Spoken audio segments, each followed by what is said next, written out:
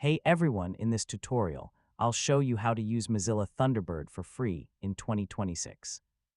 Thunderbird is a free desktop email application that lets you manage multiple email accounts from one place. So let's get started. First, download and install Thunderbird from the official Mozilla website. Once the application is installed, open it and begin setting up your email account. You can connect services such as Gmail, Outlook, and many other email providers.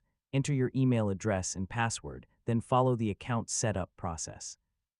After your account is connected, you can read and send messages directly from Thunderbird. You can also create folders to organize emails and use filters to automate common tasks. Thunderbird supports multiple email accounts, so you can manage personal and work addresses from the same application. You can also customize the interface with themes, create email signatures, and adjust settings to match your workflow. For better organization, use folders, tags, and the search feature to find important messages quickly. You can also use the calendar and other available tools depending on your Thunderbird setup.